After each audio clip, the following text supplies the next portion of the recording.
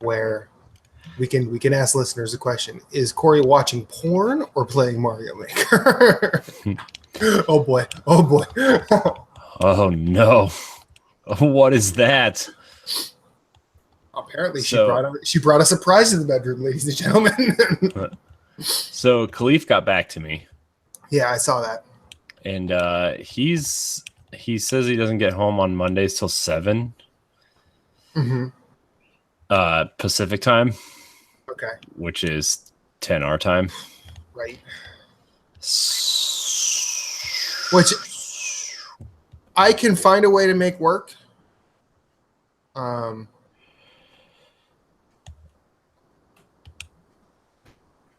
don't know how you can, though, because you have to be to work the next day. I do, but I mean, I can stay up till like whenever. I just go to bed early. Okay. Because I don't have to be at work till 8 and I live 10 minutes from there. So. Okay. Oh, God. So, I mean, this is... And he asked if next Monday was open. Oh, yeah. So I didn't reply yet because I wanted to get your... Oh, no, I keep forgetting about that stupid thing. I can make it happen. Next week? Yeah, I can make it happen. All right, even if it's just us two and him? Yeah. Because I'm assuming Moose won't want to stay up that late. Agreed. Speaking of which, I haven't heard from him about coming on today at all. I haven't either. Oh, God. Oh gosh. This is awful. Matt, this is a bad decision.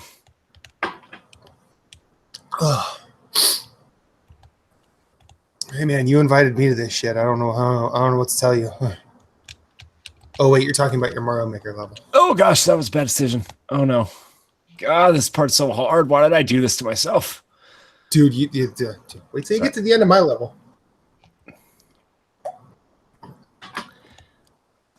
Oh, no, I forgot about that thing.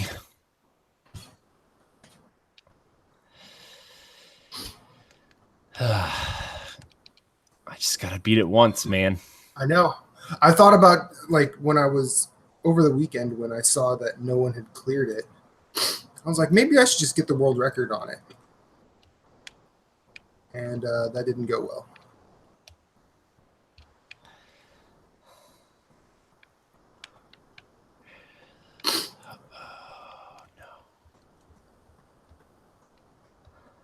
Yeah, 193 attempts, no clears.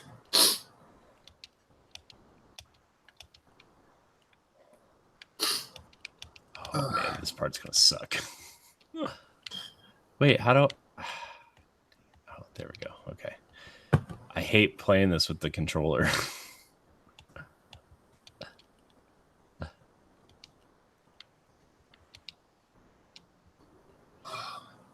Oh, man, that's going to suck. I don't know. I don't know if I'm just like super adaptable or what, but a lot of people complain about like the Joy-Cons and the Pro controller. No, this is just the first time I'm trying to figure it out on the fly. Oh, okay. It's not like I'm opposed to using this. I just... Because like... Oh, God, that's going to suck. Because like I do not have that much issue doing it. I haven't done it with a Pro controller because I don't have one. But actually, it's not terrible, to be honest with you. Hi, chat.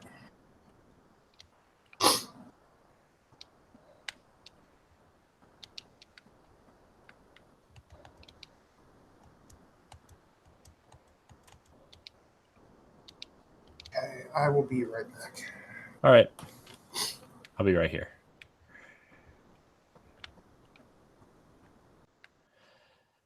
Save.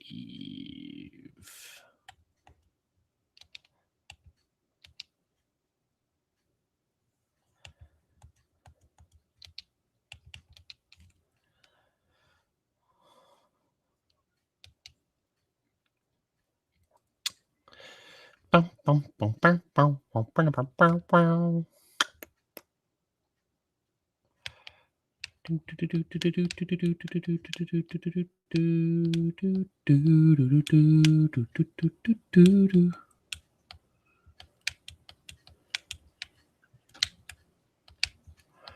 up, guys? What's going on? Hi, Ray. It's a Ray. Hi, Ray. What's up, Matt? What's up, Ray, Corey? Ray. It's been a while. I'm trying to beat my Mario Maker level, and I made some really bad decisions. Oh, if you got those, send them over to me because I definitely want to play them because I'm going to be doing some stuff on stream. You're gonna hate my level. I'm going to hate life, period, because I just got it today because Stacy got it for me. And so I was promoting, I did a little hype video for that because I got that and Fire Emblem. Corey, you hyped for Fire Emblem? Yeah. Are you hyped for Fire Emblem? Am I hyped for Fire I'm gonna tell you right now, Ray. I can't tell you. I'm gonna tell I you can right already now, tell Ray. you it's Game of the Year. Ray, What? 193 attempts, 0 clears. Good luck. Well, I mean, it's also like the girls are also going to have their levels.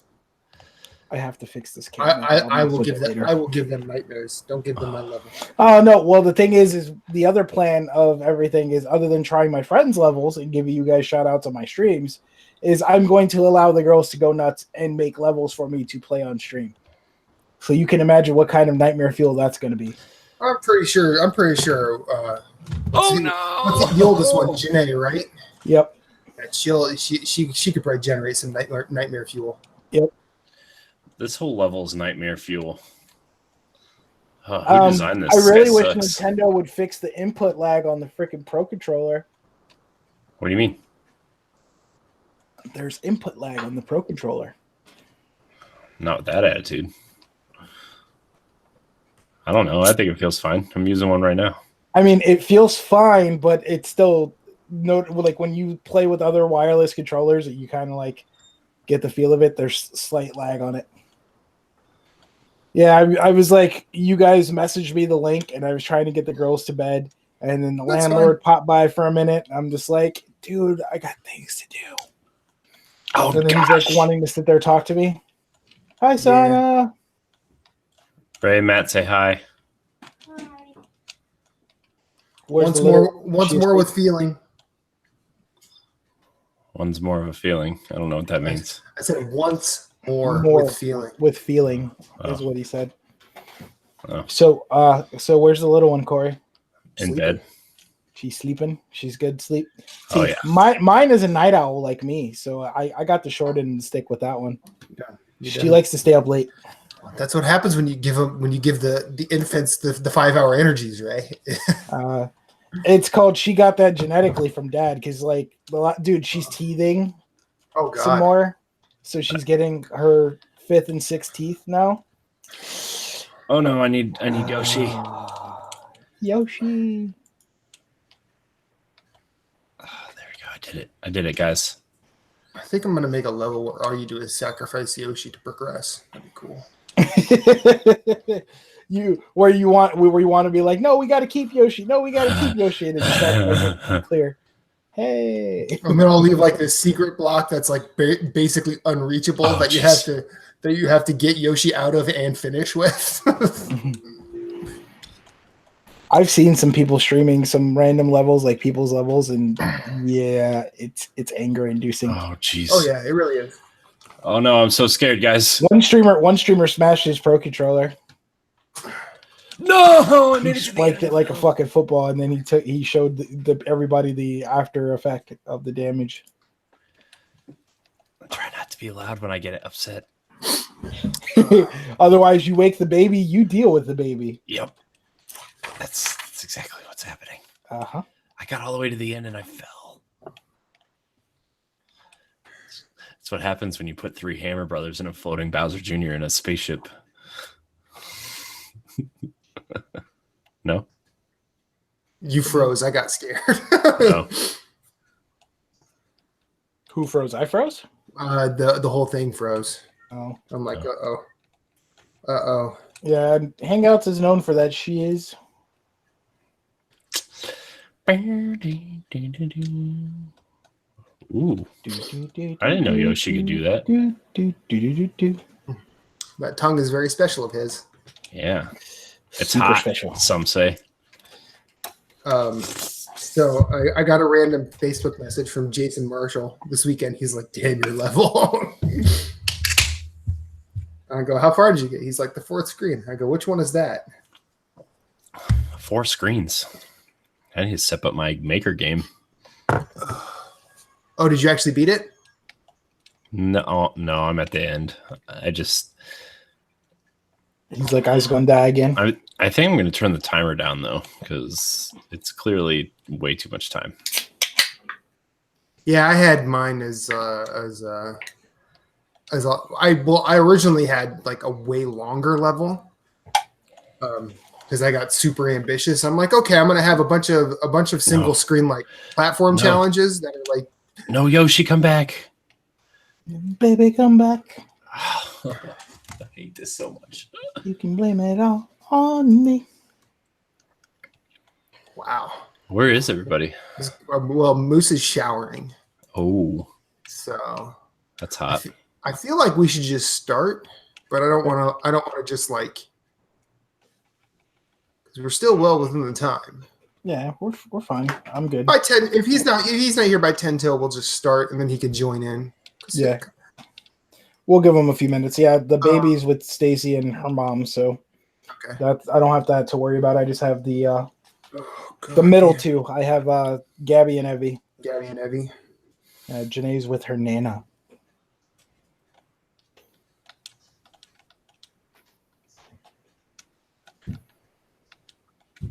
Evie's the middle one and Gabby's the littlest, right?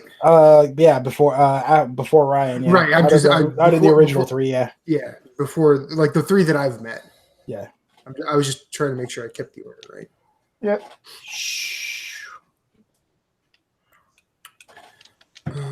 Then Evie's doing this little smarty kid camp next week. Oh, nice. It's gonna be fun. Yeah, they're gonna learn about all kinds of different things. They're gonna do STEM stuff like with the science and the technology and stuff, but then they're also gonna learn like botany and freaking culinary stuff. And that's awesome. They're gonna learn stuff with the science and the technology. Like they're learning how to program binary and how to write their own apps. Oh, well, that's no. Bye, Yoshi. I hardly knew ye. Yoshi. Poor Yoshi. He dead. He a dead man. Oh no. I suck at Mario real bad. Oh, I'm terrible at Mario. Like I was playing the Mario Bros. Deluxe thing or whatever that came out on Switch from the Wii U one. Yeah. And it made me realize like how bad I'm at Mario. I streamed freaking SNES Classic yesterday. I was playing Mario World. I'm like, I'm terrible at this game, yet I'm gonna go take on Mario Maker. That makes sense. Yeah, that's a good one. I got rid of like almost all my Switch games because I want to do like digital. I'm just worried. You shouldn't have did that. You should have kept the cartridges. Yeah, I don't care. I'm gonna call you Corey Digital. Just because Nintendo games, like physical copies of games, never lose value. They're I kept the ones that I wanted to keep, but that copy of 1-2 Switch was burning a hole in your pocket, huh? It was. So was Super Mario Party. No, like the multiplayer games and stuff, I downloaded, and the big single player stuff I'm keeping. So like I got rid of. Is that a moose? That is a moose. What's up, party people? It's a clean moose. It's a showered up moose. What'd you say, Matt? I think he said. I was about to say, hey. I was gonna say something else, like a wisecrack, but I got completely derailed. So, go to bed. So hi. You little jerk. I'm not banging on the wall. I was just asking because I thought you said something. I'm not telling you to go to bed. That's for sure. Okay. Well, I appreciate that. I'm telling Abby to go to bed, Moose, right now because they're being little jerks and their mom lets them stay up till like 10 o'clock because she doesn't want to deal with them early in the morning. And so normal bedtime for them is like 7:30 during the school year, and then I give them to 8:30 because if I let them stay up too late after that, then they're just like overtired, miserable, and then they can't fall asleep. Right. How you doing, man? Good? I'm all right. Good. How about you guys? I've been all right. I'm doing all right. It's I'm Monday. frustrated because I'm trying to get through this Mario Maker level, and it's not. I don't think you're going to be able to before we look like you got 4 minutes, my dude, before we decide we're going to. Are we talking about Matt's or No, another mine. one? Yours? Oh, look at you! Oh gosh. Oh no. I hate you. How far did you get in mine, Moose? Before you? Oh no. Oh no, I was at the end and I fell off the level. Like 2 minutes in. Wait, no, I got to like the second screen, almost the third screen. Wait, where you have to jump onto the Koopa Troopa to hit. That's as far as you got. That's like the second. Dude, don't give me shit. My Mario skills. I haven't played a 2D Mario game in like forever. Well, forever. Shouldn't have skipped that Wii U. I'm thinking of firing up Super Mario Brothers 1 and then going into 2 and then going into 3 and then Well, don't go into 2. That'll just confuse you. No, 2's the best. Start with you might as well start with 2. Start with 2 and then just relearn everything else after that because Fire. No, go train on the lost levels. Start with the lost levels and go from there. God. But like I have like 4 or 5. I have like either 4 or 5 or 5 or 6 screens of just like single screen like little challenges like that, and then at the very end it's a long gauntlet, and that is I think overall that'll be the place where like, oh, you can get through all this. Yeah, I'm doing great. Then you see that and you're like, oh. And you're just like, well, that's because it got to the point where like, yeah, I had my troubles getting through the single screen stuff, and then once I got to the very end, like that was the part where I just had to remind myself of all the dexterity that I needed. But that's usually how I usually create like one ridiculous level, and then I try it. Like the level I'm doing now, I'm actually doing for Reba, so I'm trying to make a puzzle level that'll be that won't require so much dexterity, but it'll require her to go like find stuff. No, Yoshi, that's actually a really good idea. Oh no. Oh, Marshall says he got to the multiple cannons. Multiple cannons? Yeah, I have a level. I have a screen where it's like there's 4 cannons, or 5 cannons. 4 of them are orange and 1 of them is black. So you have 4 cannonballs zigzagging across the screen really fast, and then one going across it real slow. Oh, someone completed his level. Yeah, I did. Congratulations. Upload it and we can start. Please wait. Thanks, Nintendo. Oh, God. Are you guys fans of Stranger Things? I just haven't. I need to finish season 2 and watch 3. I think I'm getting rid of Netflix, so I have to like watch all the good. Yeah, I gotta watch all that. I gotta watch Punisher 2, season 2, all of what's his face, Daredevil. I might skip Jessica Jones because I have a feeling they might just take all that and move it over to Disney Plus later. I would like to think so, but the way that contract was worded, I don't think it's going anywhere. I think it's just going to stay on Netflix until they take it off. Unless Disney unless they like go and they buy out everything, but like, hey, how much do you want for the whole catalog? And they have the money. Yeah. I just don't know if they're going to do it. Funny thing is the DC streaming service is dying. It's going to get killed off like as quickly as it started. It's like, bye. It's like, what the fuck? Which is crazy because Swamp Thing was doing pretty well. And then they were like, done. Well, there was some other behind the scenes crap that was going on with that stuff. Like they didn't get all the film credits they were supposed to get for filming on the location that they were at and blah, blah, blah. And nobody wants to put in their own money on it because, God forbid somebody from DC Warner Brothers be like, hey, we're going to save it. Yeah. That's funny. Whereas Netflix is going out there and saving shows that are like dead in the water. Yeah. So it'll be interesting to see what happens. But anyways, green screen. You've been streaming lately, man. You trying to do that as your money-making jobby job? Just a little side hustle, I guess. Nothing major. Nice, man. That's awesome. I saw can your Instagram. That's cool. Can't knock the hustle. If I can make a couple $100 a month playing games that I'm already going to play anyway, yeah, why not? Yeah. I agree. I just got my first payout in May, and that was like $120, and then my payout last month was like $250. Yeah, nice. This one's probably going to be more like 100, like 120 maybe or so again. Because you got to make at least $100 in order for Twitch to be like, hey, we're going to pay you. Hey, don't sit on my Switch. It's uploaded. Cool. Okay. Send me the code, Corey, later. Okay. Can't wait. I do not apologize. And then what I'll do is, unless the girls have levels ready for me to go, your 2 levels are going to be the first 2 I start on. I'm waiting for Todd's son to post levels. No, dude, pass. Logan. Oh, I will give it a go, but if I like die more than like 15 times within like a certain amount of time, I'm going to be like, okay, Logan, you win.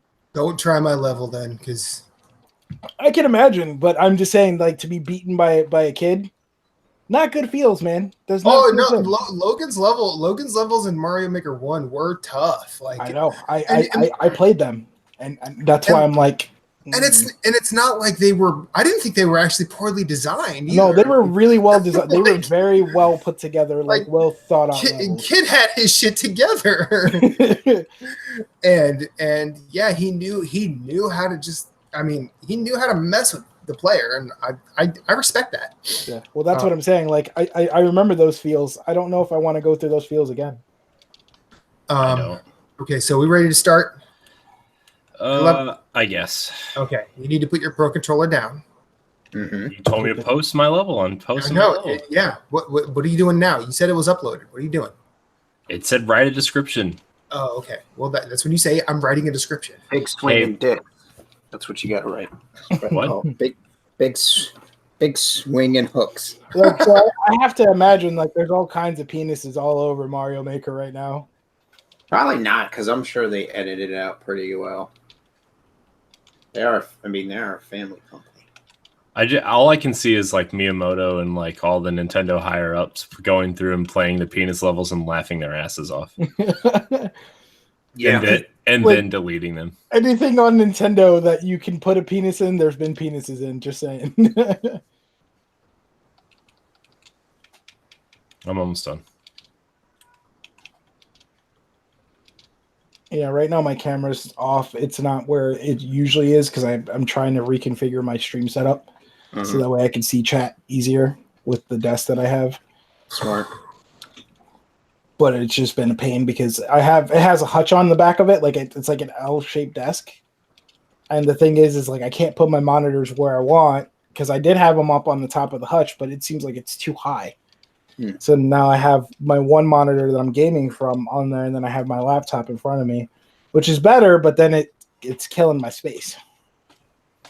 And so I had to move my camera from where it was, and now I got to bring up the stream thing and put it back where it was. But I figured I'm like, it's not going to really matter a whole lot while I'm on with these guys. So is that a fidget spinner behind you, Corey? That is a fidget spinner right there behind Corey. Yeah. Ready. It's his old fidget spinner. Who? The fidget spinner behind you. It's right there by your Destiny figures. Oh, this blue one? Yeah, it matches my Switch and my 3DS. Except now there's like my nephews are playing with it, so it's got like snot and food and crap in it, and now it doesn't spin. Oh, dude, I had the Destiny 2 fidget spinner. I sold that thing for $100 on eBay. Well, good for you. I don't got one. This one was like 10 cents. My mom gave it to me. It was back when fidget spinners were a thing, and then GameStop didn't have anymore. All right, ready? Yep. All right. 3, 2, 1. Sleeping is giving in, no matter what the time is. Sleeping is giving in, so lift those heavy eyelids. People say that you'll die faster than without water, but we know it's just a lie to scare your son and scare your daughter. Welcome to Nerds Gone Rogue, episode 153. We are here live, youtube.com/Nerds Gone Rogue every Monday night. Usually we start between 8:30 and 9. We are just under the time today. I love when a plan comes together. You can also find everything we do at nerdsgonerogue.com. And we go live on Twitch every Monday as well, twitch.tv/Nerds Gone Rogue. And of course, our pods go live on all pod services the following Monday around 7 a.m. That also includes Spotify and iHeartRadio.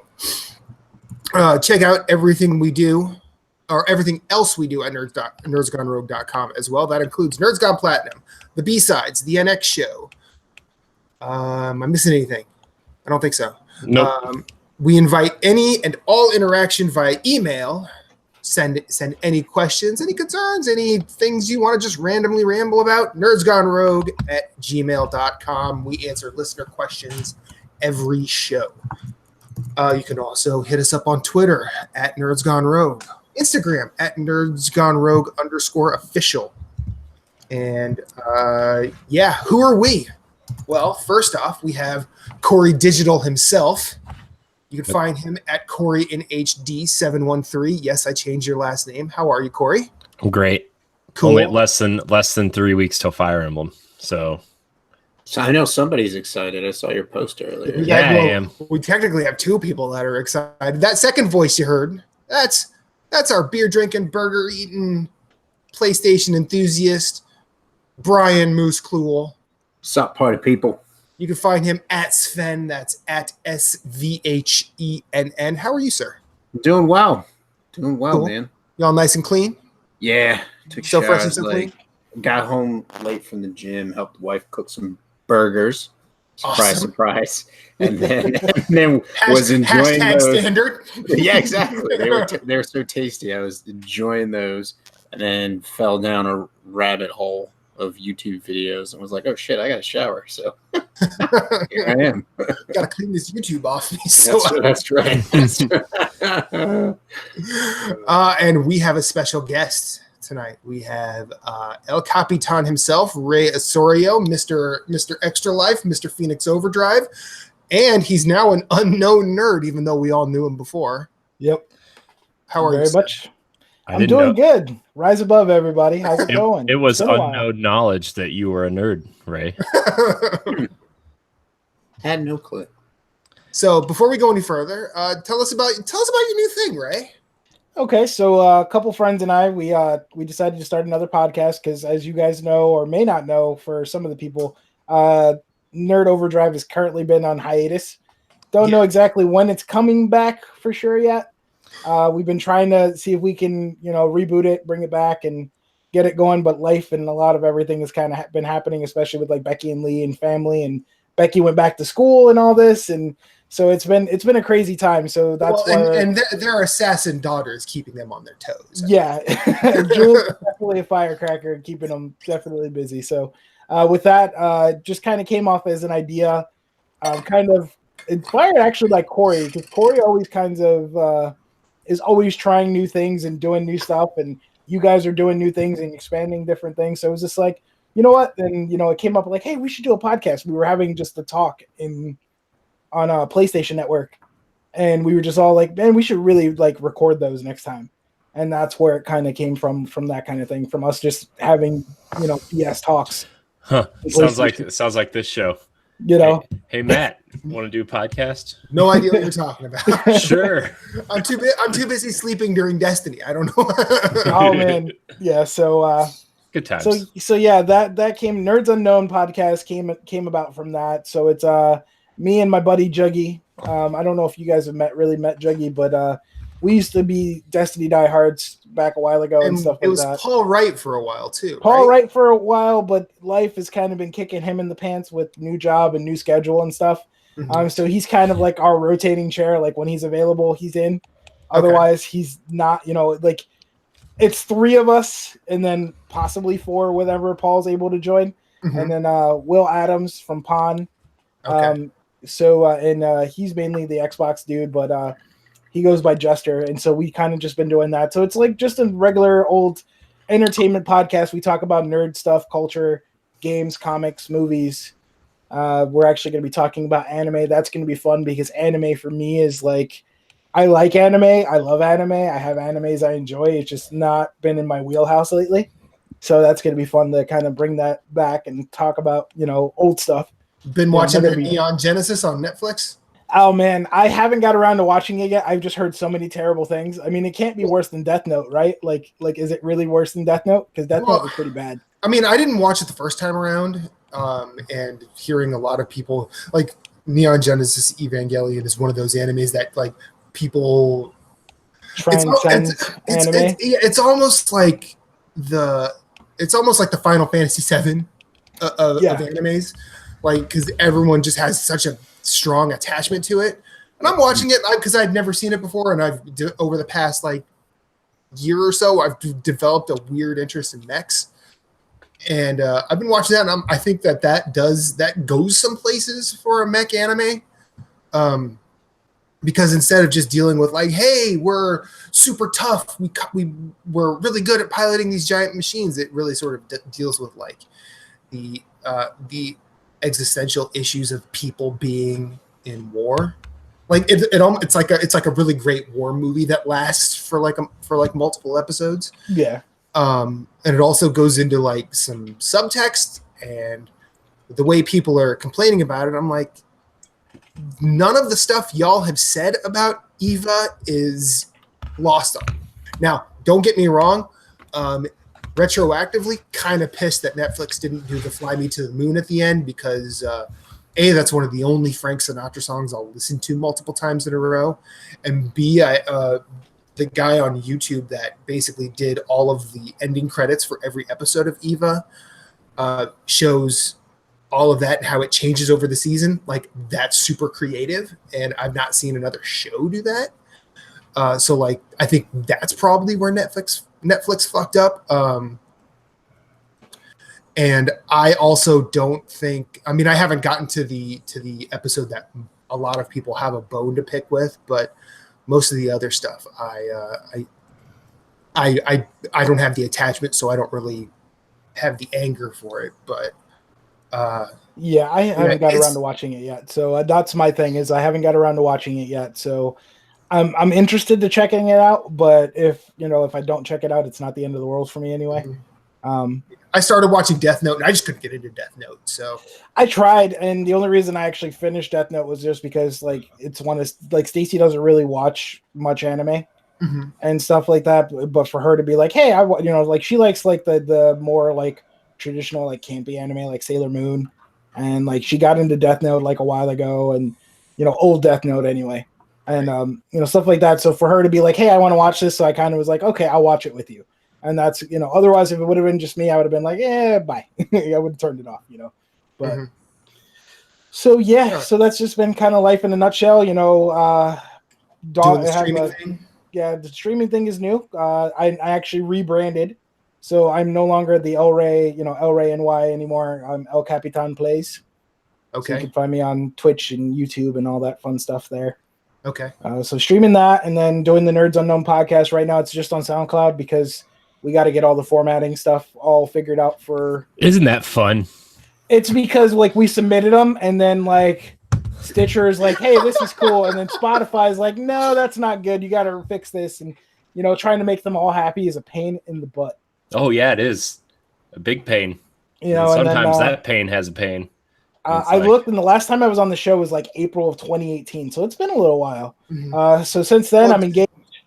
Just think about this. At least with that pain, you don't have a pain of having me as a host. So That might be the biggest pain. I would follow you to the end of the earth, Matt. Like you and Corey, you guys are you get Moose. I don't know. I may have like my stopping point with Moose. That's understandable. Moose would be the one to be like, "Yo, we're gonna go here." I'm like, I don't want to go there, Moose. I like how Moose is like, that's understandable because even I will dump me at some point. Moose will go if there's burgers. That's right. Burgers and beer. So congratulations on the engagement. Yep, engaged, and then 8-month-old daughter. Yay! So she's 8 months old. She's very much little me.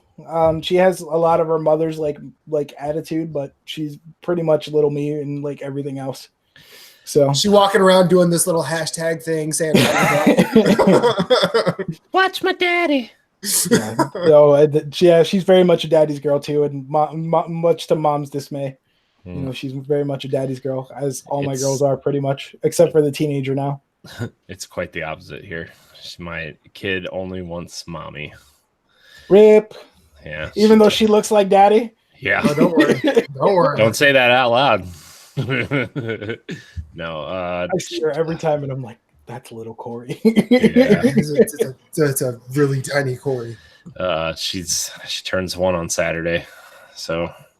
Oh, the baby. Birthday hype. That year went by really fast. I'm not gonna lie to you. I bet. But, anyways, game time. What do you say? I guess. Unless you do we have any further announcements, Corey? No.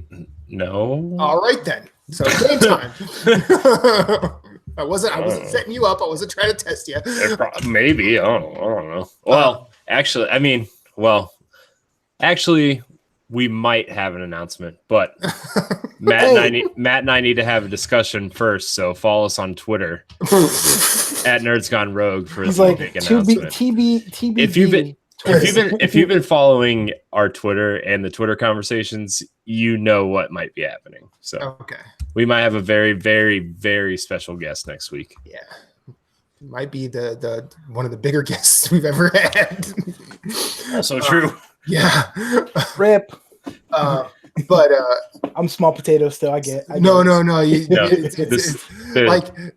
He's gonna get here and be like, what have I done? Yeah, like either he will be happy to have come, or he will be like, don't ever put this show out. I'm sick of y'all. All of which I'm like, you know what? Fair. Ray, let's just say you've heard of this guy. Probably, most likely. So message the name, and I will tell you yes or no. I mean, honestly, he's kind of a hero of mine, and one of the reasons why I tend to look at different stuff because of the way this guy talks about games. So I hope he comes on. So let's get to game time because Lord knows I haven't played very much other than okay. What might get talked about. But what have y'all played? Guess first, Ray. What are you playing? And Ray. he's gone looking off to the side. He's Ray, gone. hey, Ray. I'm here. I have children. One second. Children. Hi, children. Moose, what have you been playing? A whole crap ton of Breath of the Wild. Yeah, that's a good one. So jumped back into that. You're doing the DLC part, right? Or no? Well, yeah. So I think I'm doing the Divine Beast Challenge portion of it. Okay. So you get a weapon that basically takes you down to a quarter heart of health, but the weapon is a one shot. It's you can hit anything and one shot it. You just have to survive. Mm-hmm. And so you have these challenge areas on the starting plateau, and you have to go clear them, and then shrines pop up, and you have to go figure out the shrines, and then you'll get new locations. And I just haven't gone to the new locations yet because I've fallen down the rabbit hole of Korak seed hunting. So now I'm doing that, printing out the maps, checking them off on my locations as they go. Mainly because I'm getting tired of having to leave good gear behind.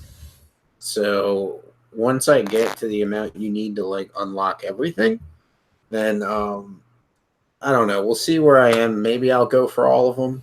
You know, I mean, you printed out the map. You have it. Yeah. You just have to do what Corey said last week, where you have to forget that you got one in an open area that's going to be really annoying later on. Yeah, well, what's nice is the map in the game actually highlights where the seeds were, so like you can like kind of be like, oh, already got that one, mark it off, you know, and just because I started in the upper left corner of the map, which is for those who haven't played Breath of the Wild, is like the frozen mountain area of the map. And so I started up in that area, and I'm just going to clear basically the map that I have. So the map of the game is broken up into like 9 printouts that I could, you know, so that you could actually see where you're going and what you're doing. And it's kind of like following and finding the shrines when I did the shrines. And I'm actually having a lot of fun with them. Like there's one where there's a shrine underneath like this rock formation, and I thought the seed was up top, but it was actually down underneath where the shrine was, and there's this big giant like ancient fish skeleton. So like you've got to like chase the little flower thing along the skeleton, and so I was like, that's actually pretty cool. I'm enjoying that. So I'm actually enjoying doing the hunting. It's just like my thing is like I just didn't want to do it blindly. You know what I mean? Like, just go out there and just be like running around like an idiot. If I have what I like to do with it when I was doing with the shrines is like I don't like I'll look in a general location and be like, okay, here's a shrine, and go and try my way to find it to get to it, instead of being like, all right, zoom in as far as I can, try and put a marker and be like, this is exactly where it is, and I have to go. You know what I mean? Like I'm just using the map as a guide. And then like that one I was just talking about with the fish skeleton, it took me like maybe 5-10 minutes before I realized it was underneath me. And then it took me a while. And then I was like, you know what? I bet you it's by that shrine. So I warped to the shrine, and then I was looking around and stuff. And then I found the little pinwheel thing that signifies where they are, and then chased it around and stuff and caught them. And I was like, that was cool. I like that. I did not feel like that was a waste of 20 minutes of my life. I had a good time with that. So, been enjoying that. Super Mario Maker. I was talking before we actually started the show that my skills in Super Mario Brothers are weak because I haven't played a Mario game since New Super Mario Brothers on the 3D. On the DS or 3DS? No, it was the DS. It wasn't the 3DS. It wasn't a 3DS yet, so it was a DS. But anyways, so I haven't played a Mario game since then. One of several people to text me and say, fuck your level, Matt. That's what I said. I've been having fun with that. I just finished a level in the game not too long ago. So I'm having fun going through story mode. Been playing that. Introduced my niece and nephew to it, so they had some fun playing it. Then we played some Mario Kart. They enjoyed that.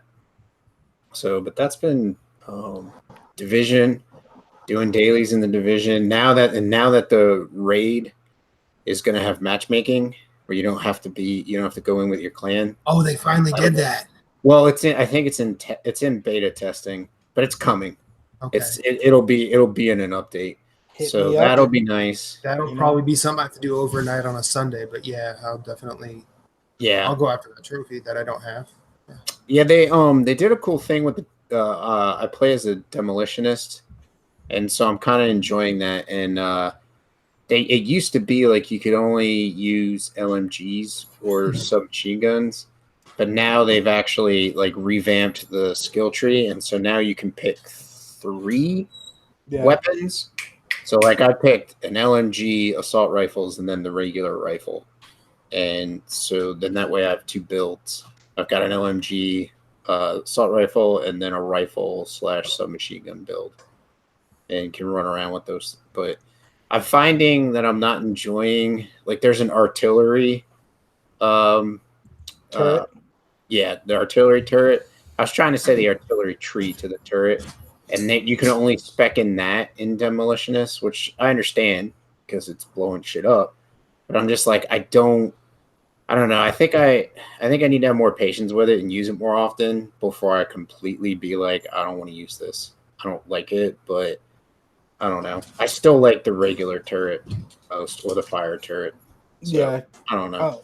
I went with demolitionist first. So yeah, the turret on that is the artillery turret does take some time in getting used to. But when you get those enemies, especially like in some of the strongholds and stuff like that, when you're doing those and they're grouping up in a good area, it does work. Yeah. I'm sure it wrecks shop, especially or the guys that are coming in off the helicopter and they rope down, and if you just time it. That's my other thing. I probably just need to get used to my timing. Is half the time like people are gone, or there's only like one person there when my artillery shell hits. So, but anyways, apparently Bagel wants to say hi, y'all. Yeah, it's a doggo. hey, Bagel. Say hi, what's Bagel. up, buddy?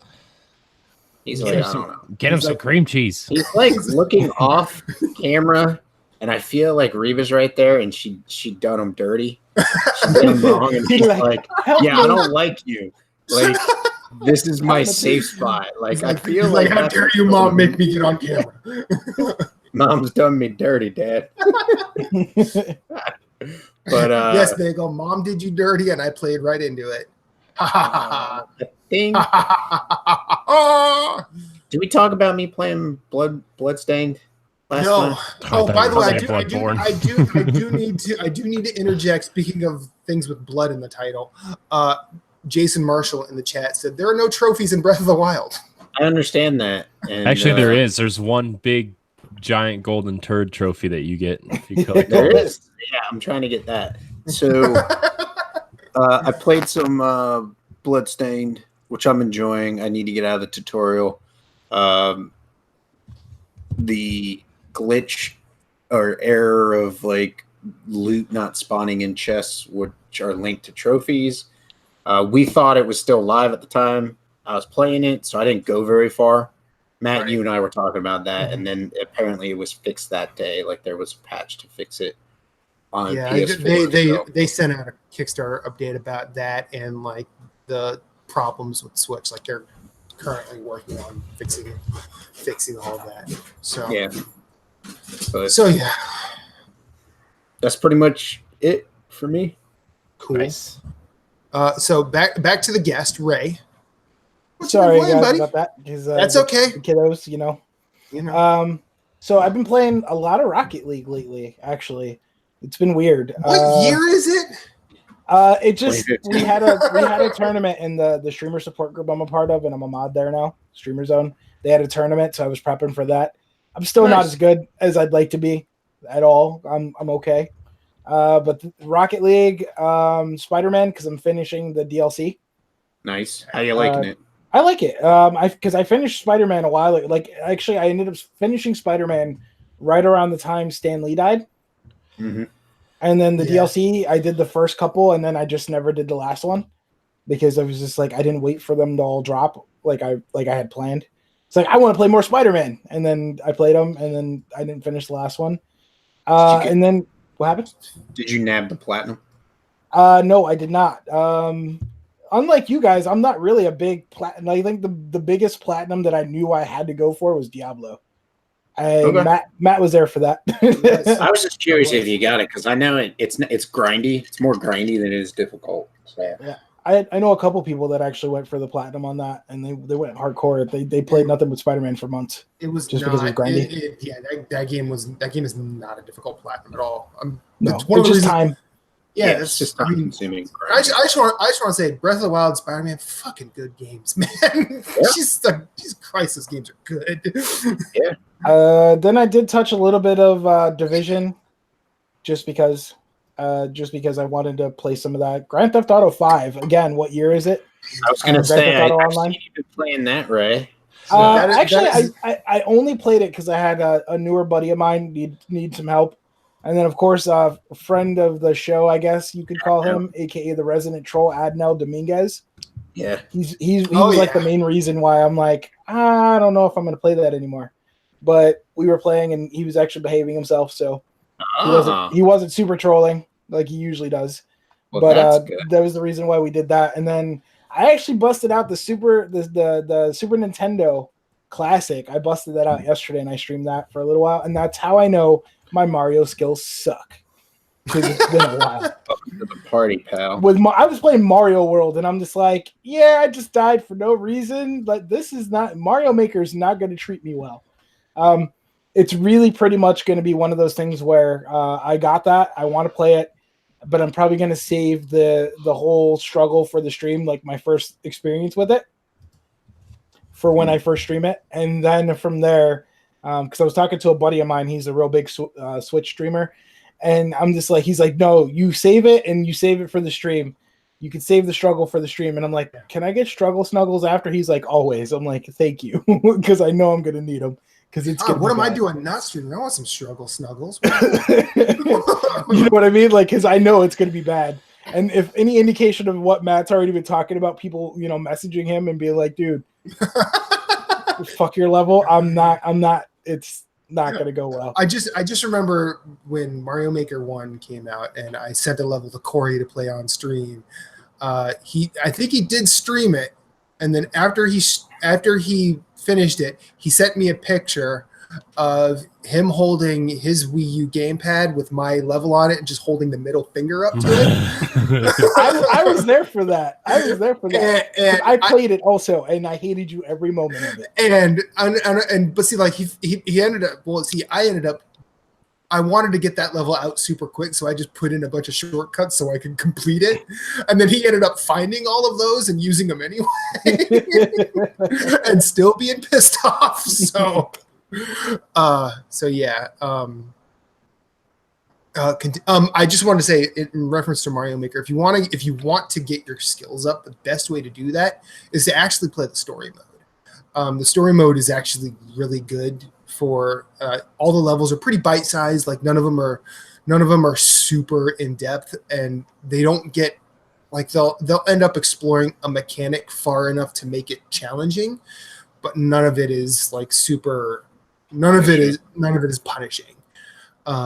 So like I think the story mode works both ways, where you can reacquaint yourself to platforming Nintendo style, as well as get some inspiration for creating some levels. Like the first level I set out to create, I actually had to demolish because I realized it was the first one of those that I actually had trouble with in the story mode. I'm like, wait a minute, I basically ripped this shit off. Reset like, rocket, blow it to hell. He's like, I remember this. Yep. That's why it seems so familiar. Well, but see, the thing is, I went back to the story mode and I was still at that level and ended up beating it. And then I'm like, wait a minute, I've seen all this before. And then I looked at my level. I'm like, oh. Yeah.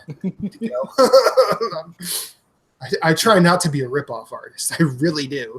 I'll homage till the cows come home, but I'm not going to just straight up steal. No blatant ripoff. What else you playing? Anything? I actually started playing Tekken, which is a mobile game by Capcom. It's a card battle mobile game. And okay, I saw that. Didn't that just drop? It just dropped on 4th of July. Yeah, I was gonna say like really recently. Okay. Yeah. So I started playing that, and it has Capcom characters. It's interesting. And then of course my favorite or not so favorite, depending on the day, Magic the Gathering, of course. Still been hanging in there with the Magic.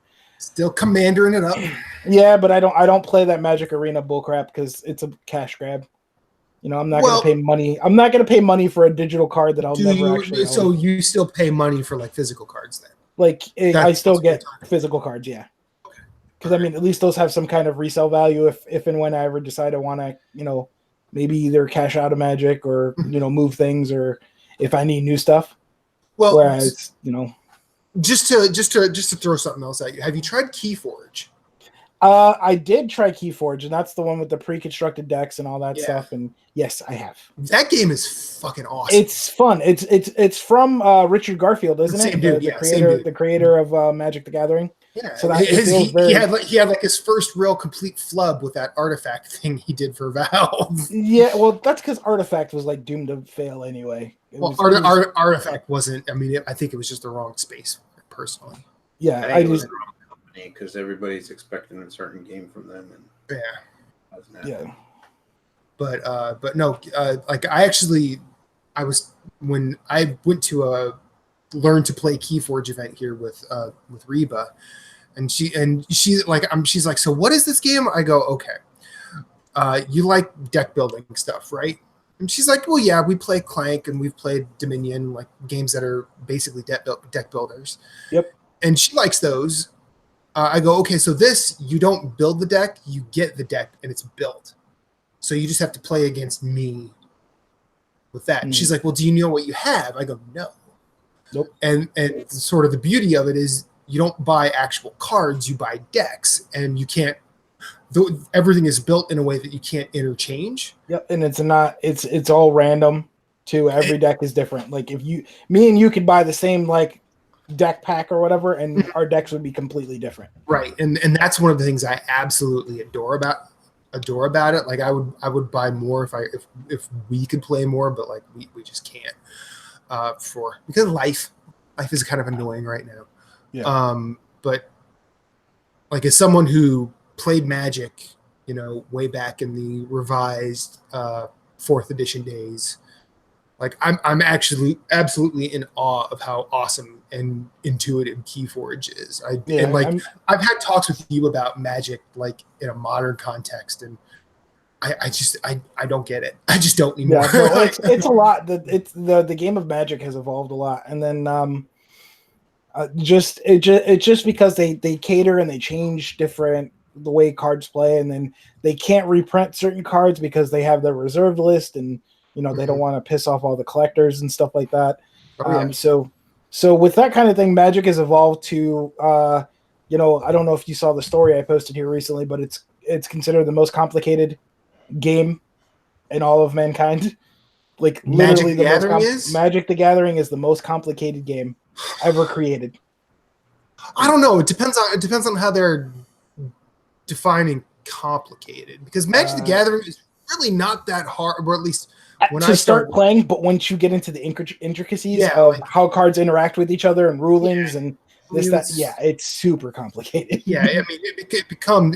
I think convoluted, yes. Complicated, I don't know. But then again, I haven't really played Magic to any degree in.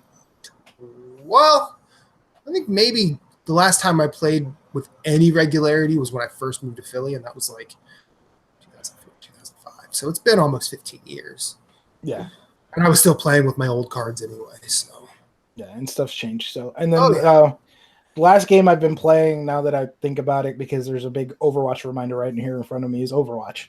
Again, what year is it? Because, a lot of those games are games that from years past, but they're still good. Yeah, they're still good, and it's a lot of fun, especially when you have a group to play Overwatch. Because that's the reason why I kind of stopped playing, is because the whole group that we had going, like it was like Maya, Muffins, and those those people. Oh yeah, Dr. Man Muffins. Once they stopped playing, it kind of like, and then it was just me solo. Overwatch is no fun playing solo. Oh no, because then eventually you have to sort of dive on the sword to be like the healer, because no one else will. And then when you're trying, people are yelling at you like, "How aren't you killing stuff?" And you're like, "Because I'm supposed to be healing you. You're supposed to be killing stuff." And they're like, "No, you need to get good." It's bad when the healer has the most kills. Right? Yeah. I mean, it's just like I had one of those matches once, and I was just like, "What the hell is going on here? I should not be winning this." Yep. So I think we're going to move on to Corey.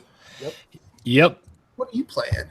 Oh boy, what haven't I been playing, Matt? Let me tell you what I've been playing. And you just uploaded a Mario Maker level. I know that. That is true. I completed my first Mario Maker level, and I was like, "Yeah, this is going to give some people a hard time." Gave me a hard time. Yeah.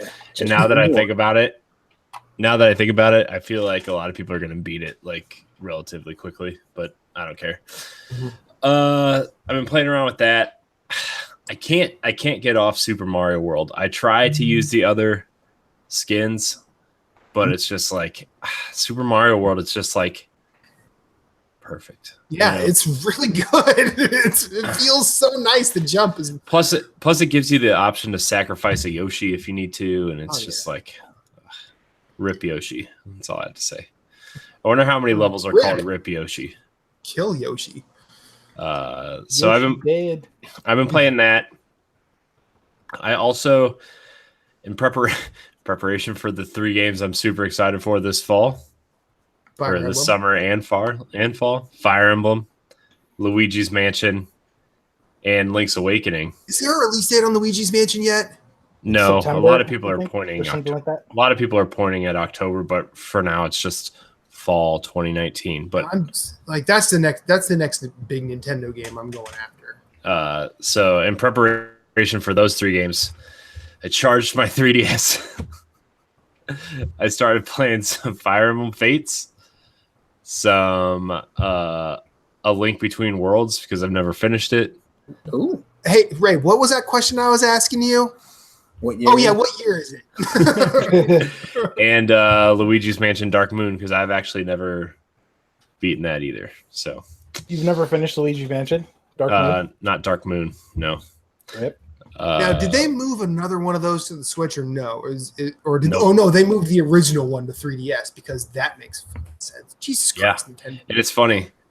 Dark Moon is like way bigger than the original game, and it costs less than the original game.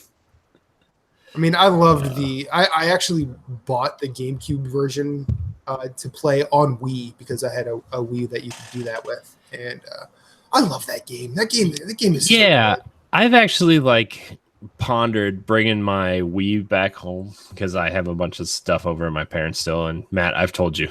Yeah, I know you showed me the list. I know. Oh, there's more. By the way, I went over yesterday, Okay. and yeah, there's more lists. But I've actually because I bought the really nice component cables for Wii, and my Wii is a backwards compatible one, so I actually really thought about bringing some GameCube games home to play them on my TV. Or stream them or something. It's I'm really playing around with the idea. I played the Master Quest for Ocarina of Time on Wii. That was Yep. Wii was a better console than people give it credit for. But like it just didn't get a whole lot of love. But it extended, also it was also the Wii. It extended the life of my GameCube quite nicely. Pretty much. So I've been playing that, and then I've also been playing a lot of Destiny. Still trying to get Outbreak perfected. It's just every time we get to that boss room, we just get shredded. And it's just like, man. So Keep that's banging your head, you'll get it. Yeah, I'm sort of doing that. And I also bought Box Boy and Box Girl for Switch. Okay. What a delightful little game that is. Yeah, like it really it's easy as hell though. I know, really but is. it makes me feel smart, and that's what I like. So, fair. But that's kind of all I've been playing. Nothing really earth shattering in my world. So, some Assassin's Creed, some Borderlands, some Which Assassin's Creed? Odyssey. I'm like 50 hours in and nowhere near the end. Yeah, that game can go on forever if you let it. It will go on forever because there's too many question marks to erase. And then all the DLCs are out, or all the I know. DLCs out there that they've got. And then I think there's one more, I think. Yeah, there's one more episode to the Atlantis DLC. And then they just added the story builder mode where you can actually like create your own quests and dialogue, and that game's gonna go on forever. People are farming for XP. Mm-hmm. Yeah. Like you literally go in, you walk to a point, boom, mission done. Yep. And then XP started over. Yep. There's a few missions in Neo like that where you just basically get to the end and use it to level up with your Ambrita. There's a callback for you. But yeah, that's kind of all I've been jumping on lately. Nice. Yeah, I've only been playing Mario Maker. Not to step on you. You stepped on me. I did. I'm sorry. Squish. Not the buttons. Oh wow, callbacks. Okay, here we go. I've been playing nothing but Mario Maker, but like that's not. I haven't really spent a ton of time with it since I got out of work Saturday morning, and we had like a breakfast lunch thing with the soon-to-be mother-in-law. That's called brunch. Well, it wasn't quite brunch. Why not? You didn't put some chicken strips on them waffles? No, I did not. No, we didn't have waffles. But then I ended up getting my first Mario Maker level uploaded. I felt really good about that. It's been attempted 193 times, 0 clears. So yeah. Sorry, not sorry. Can't wait for Corey to, rip his hat off and shred it with his anger. Mm-hmm. It's gonna be awesome. It's gonna be a good time. But like I started doing that, and I finally got that done, and then I started downloading levels. Like I finally downloaded the Celeste Creators levels. I'm in a giant bomb group that's devoted to Mario Maker levels. I started downloading a bunch of theirs, and they are just as, if not more, heartless than I am. So like this game, like Dan Reichert said on the most recent Beescast, like I have a really hard time comparing this to other games because it's just not. I don't get the same thing out of it at all. Now I'm not in the use case that he's in where he could say, hey, I uploaded a level and then immediately go on Twitch and see people trying to beat his level. I don't really care about that personally. I like looking at the stats on my own, and I hope one day someone beats it. But also, like that's probably the only real sadistic level I'll make. I'm currently working on a puzzle-based level for my partner, and that one will be significantly more doable than the one I first uploaded. But I like doing the endless thing because you can basically pick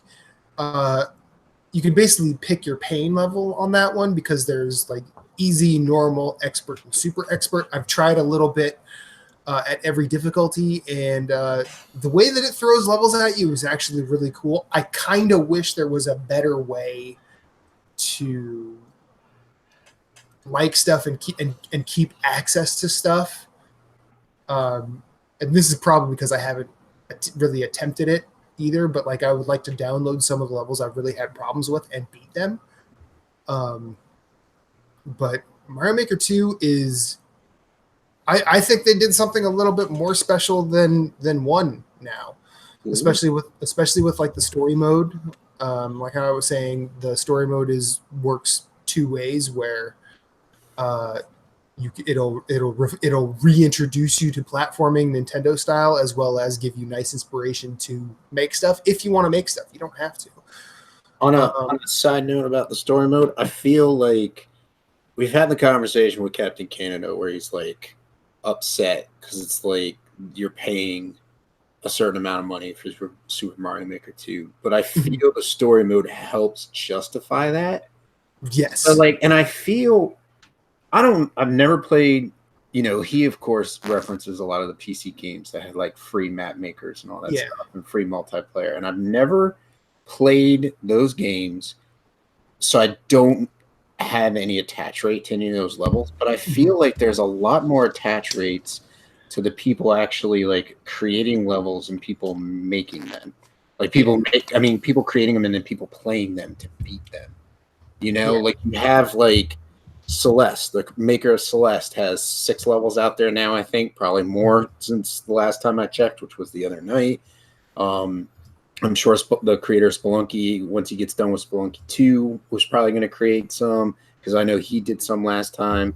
There's a bunch of people that created some levels, and I just feel like Super Mario Maker 2 is well worth the amount of money that you're going to be paying for it. Plus, it's just good old fashioned Mario Brothers fun, man. Yeah, there's so much. I get so much joy out of just beating a level in that game. Yeah, be it difficult or hard. Like even going through my own level and having my own bit of stress with that. Like when I found myself making progress, I was like, yes, I did that.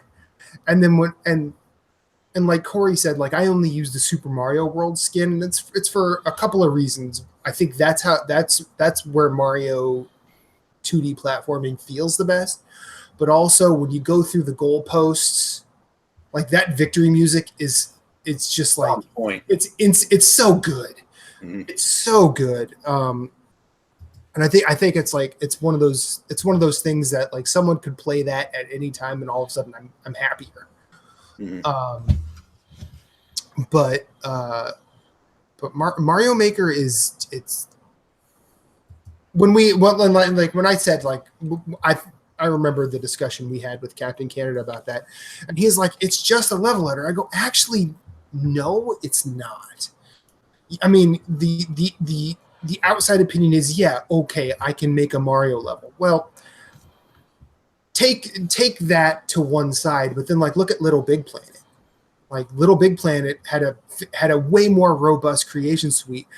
However, the lack of familiarity prior to it and the level of detail they go into in that makes it intimidating. Whereas, like you could say, oh, here's a Mario where you could make a level, and and just about anybody who's played games for the past 35, 40 years might understand how Mario works over like in general in some capacity. And it's easy and intuitive to say, oh, I know what happens when I see the little turtle shell with the duck face out of it. I know what happens when I see the mushroom with feet. I know how all of that works. I mean, even like Snap Map and Doom, like, sure, there are people that'll go hog wild with that and make very interesting levels. However, not everybody's going to look at it and go, oh yeah, I could totally design a first-person shooter level. Whereas most people will be like, oh, I have to get Mario from here to here and put all this stuff in the way. It's one of those things, easy to do, and it has a high skill ceiling. So, and plus, one of the things I like about Mario Maker as a whole is there's a legitimate place for all of the Kaizo stuff to come out on. I wish there was a way to like curate things better so you could parse all that stuff out. Because like watching, I think Graham Pooh Bear is the one who does like the Kaizo Mario World that are just like it's just absolutely insane, like difficult Super Mario World levels that were created on PC and circulated that way. Like that's where the Kaizo term came from. Like having a legitimate spot for all of that in a mainstream Mario setting is special. And even though like Mario Maker 1, eventually it just became overrun with conveyor belt levels where you didn't actually have to touch the controller to win. Like it would be oh, you start this level and then Mario drops from the sky, hits a trampoline that's on its side, and then just lands on a conveyor belt, and you just watch this Rube Goldberg machine happen, and then all of a sudden it puts you through the goal, and you're like, oh, if I touched the controller, I would have died. But the fact that people can create that stuff is amazing, and deserves to be noticed and held up. Whereas other games with level editors, they might be better games in people's eyes, but the level editors just aren't the same. And Mario Maker 2 is fucking special, and even if you don't want to make levels, there's plenty for you to play, whatever skill level you may be. Play it. Nice. Cool. Anybody else play anything else? Anybody else have anything to add? I think that was about it. I'm not used to you all listening to me like that. It's real weird. I'm saving my Mario Maker cherry for playing it on stream. Like I just got it today. I installed it and everything, and it's ready to rock. And first stream back is when I'm gonna pop that in and ready to rock. Just kind of like you said, it is something special. Just from what we had in the first one, it is more than the level editor. It is, basically it's kind of like make your own Mario, and you have all these tools, and your imagination is your guide. Like if you can imagine it, you could probably almost do whatever you can imagine and think of. Yeah, and that's where it's different, because if you saw like Doom Eternal, like for example, like the Bethesda games have a high level of interactivity with being able to mod things and create your own levels and things like that since the original Doom or the Doom 2015 or whatever it was.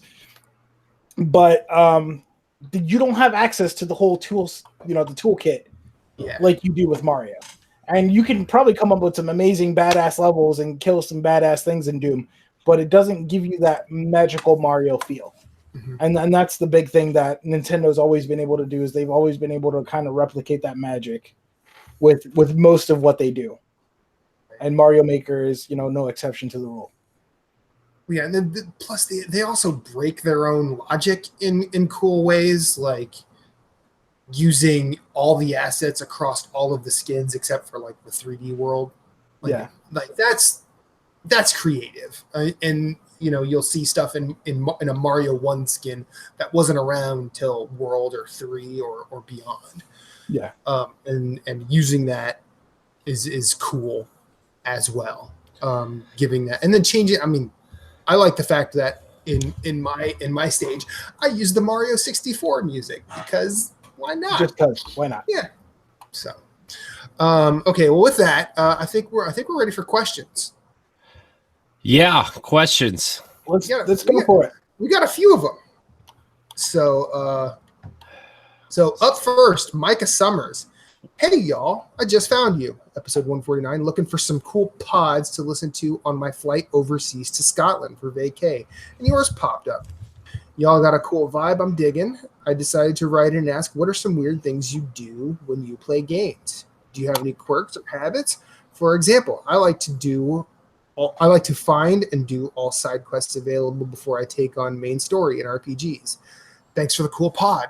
Well, Micah, thank you for stopping by. Gentlemen? Well, I found all 900 Korok seeds in Zelda, so you got to do that stuff. You do that every time you play games? Most of the time. Sometimes, like, I look at a game, I'm like, I won't even start it because I know what I'm going to have to do. And, like, the sad thing is, like, Assassin's Creed Odyssey was a game that I put off for a long time because I knew as soon as I started, I was going to have to clear out all of the question marks. You have to deal with all the Ubisoft map vomit. Yeah, and I started it anyway, and now I'm 50 hours in, and I'm like a third through the game. So, jeez, that's insanity. Yeah. So, yeah. That's what I have to do. Ray Moose. Depends on the game. Like if it's mindless grind, music helps, podcast help, that kind of stuff. Just because it's like there have been some great games, but after a while they just become like, especially like RPGs and stuff like that, where they become that mindless grind where you're just like, I just got to get strong enough to go to the next thing, and that kind of thing. So it's like music, podcast, that kind of stuff helps. As far as stuff goes, like I always, depending on the kind of game, like if it's a team like based game, like let's say Overwatch, I always tend to, like, even though I know I shouldn't, I always tend to kind of be the guy like, fine, I'll be the healer, where I kind of give in to the peer pressure, even though I probably shouldn't. And then it's kind of like later on when it's like, yo, we all can't be Hanzo or Genji. What the heck? And then when we win, it's like, you're welcome. Kind of like the snooty healer, be like, hey, it's because of me because we won, but. It's like, well, and it's also demoralizing as a healer when you have like the highest score, but you don't get the play of the game or some shit. Like, yeah, when you have like 5 gold medals with Lucio as a healer, and it's like tanks, DPS. What the hell were you guys doing? What the literal F were you doing? Yeah. Like, come on. But Overwatch, that's a game that I want to get back into Overwatch. If you have it on PS4, we can play, because that's PS4 or PC. Those are the two places I have it, and I'll play on either. Well, I won't play on PC, so PS4 it is. All right, gotta go download it. I mean, I think about Overwatch. I've been thinking about Overwatch a lot lately, and every time it crosses my brain, I'm like, man, Overwatch is awesome. Unless you're playing comp, because comp is cancer. And then I'm just like, I'm never gonna play that because I don't play it at normal times because I work overnight. And I mean, I'm not gonna play long enough to really get good, but every so often I'll throw on Twitch at work and I'll watch some Overwatch because Overwatch is really cool. If the baby keeps up with what she's doing, you probably will have a partner because she's been late nighting it to like 3 a.m. and then passing out till 10, 11 o'clock in the morning. Yeah, I mean, I'm usually playing between like 10:30 and noon in the mornings. So, I don't know. I don't know if I have any. I don't know if I have any weird. I mean, I like. It sucks. Like, what sucks about being like a PS4 first gamer is I look at trophies way more than I should. I mean, I should just play the games and not look at the trophy. But it's kind of ingrained at me at this point. You've been that way as long as I've known you. Yeah, it's just like I look at it, I'm like, okay, Oh, how much pain is this platinum going to be? And side note, RIP Evolve. Yeah. That was literally the first game that. Yeah, it was the first game. Yeah, we were friends on PS4 for like 4 years, and then we played Evolve first, and then eventually, like Ray would see me on Evolve. I'm like, you don't want to go where I'm going, man. Yeah, he's like, you don't want to go. You don't want to follow me where I'm going. He's like, you like fun, right? And he's like, yeah. I go, you should stay away from where I'm at. He's like, what I'm doing is not fun, but I have to. What I'm doing is not fun. I'm not sure I will be the same person you played Evolve with to begin. It's the opposite of fun. Yeah. Still one of the rarest platinums I have. So, excuse me, nobody decided to play it. Yeah, it was like one of those flash in the pans, and then I think didn't Bloodborne come out right after that or something like that? It was like one of those games that came out right after that, and then it was just like, well, bye. Yeah, I didn't play Bloodborne until after I got the Evolve Platinum, and then I platinumed the shit out of that game. But I usually like looking at trophy lists really tends to skew my thoughts about a game early, and I wish it didn't.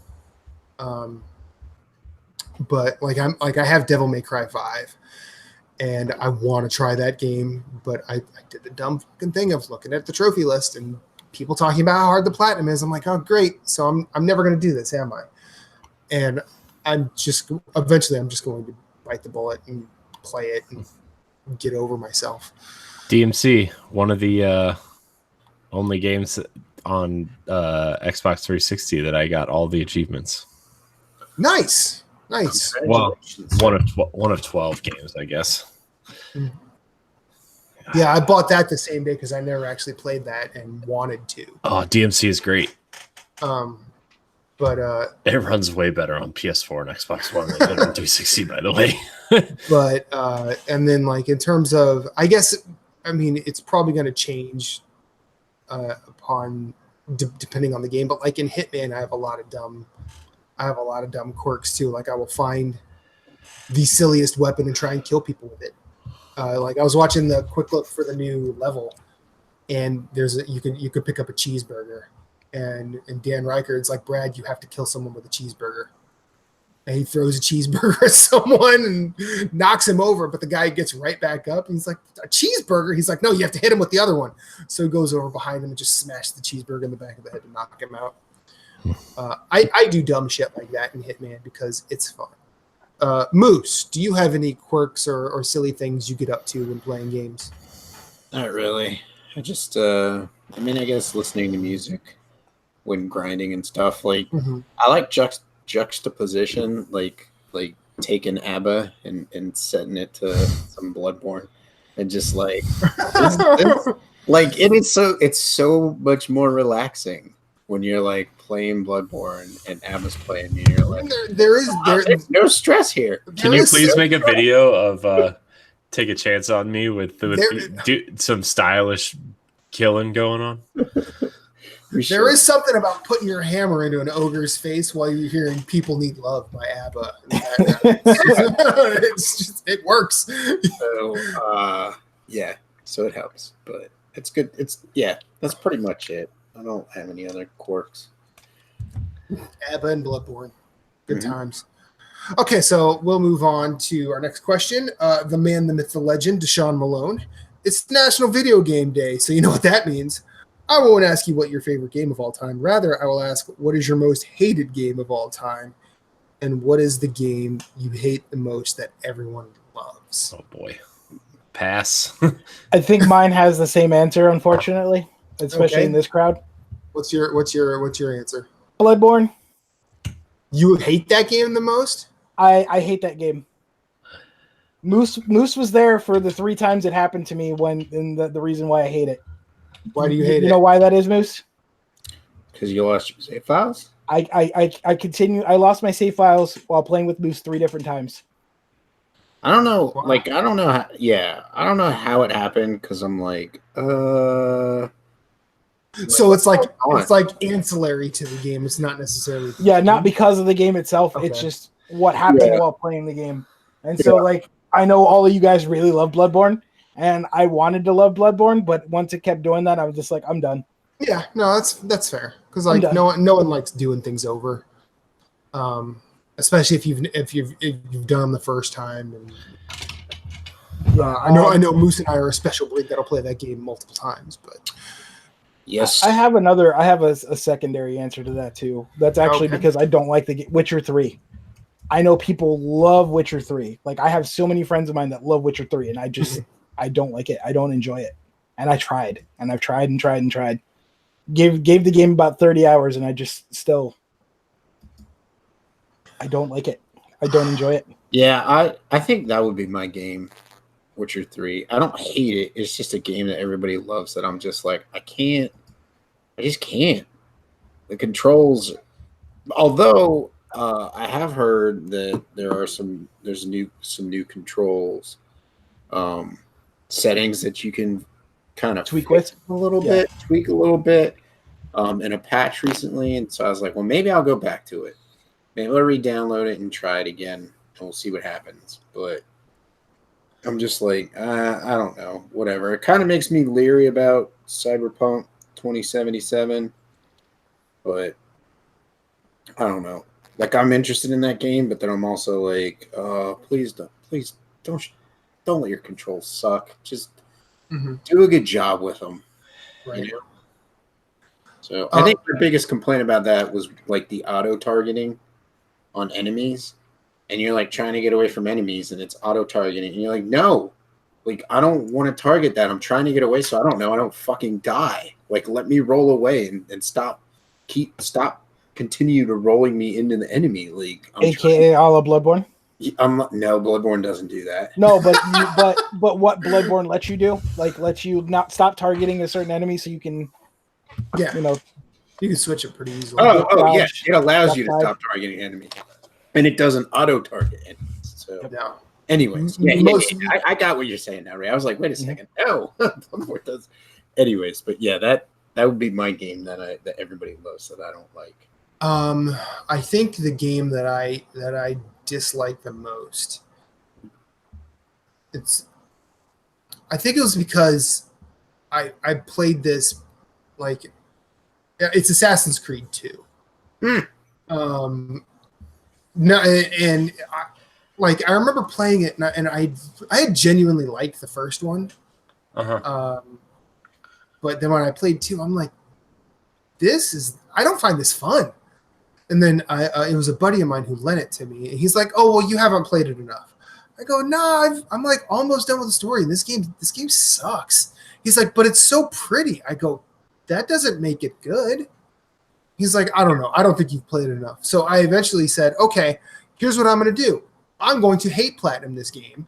That way you can't say I haven't played it. Hate platinum. And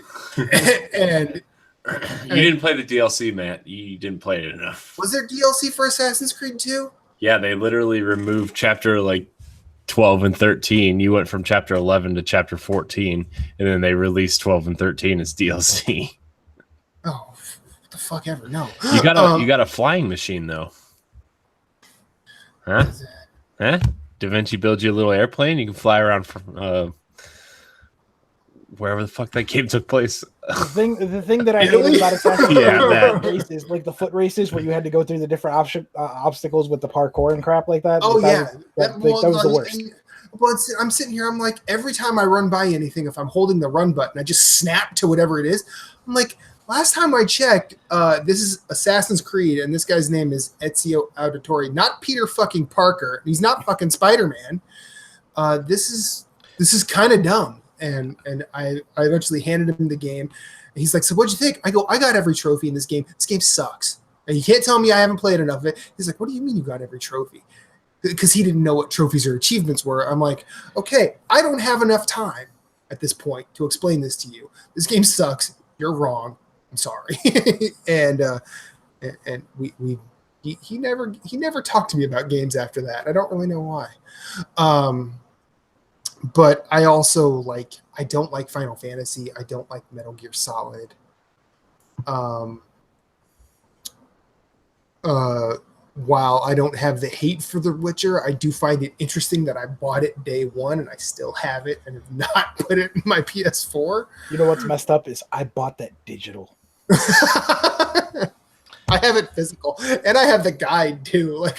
Someone sold me the guide for real cheap. I'm like, all right, fine. And I've just never opened it.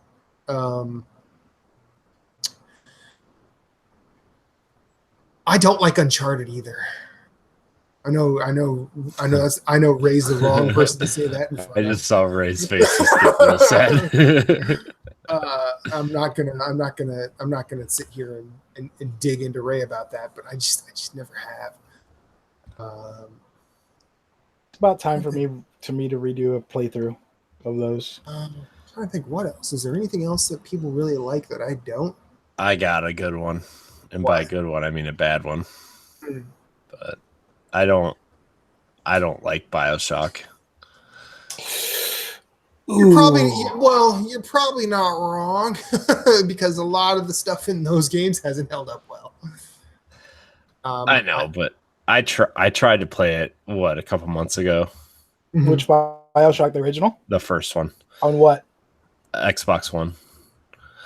The collection remaster or whatever. The collection was like $14 or something. They didn't do a good job with those remasters, just saying.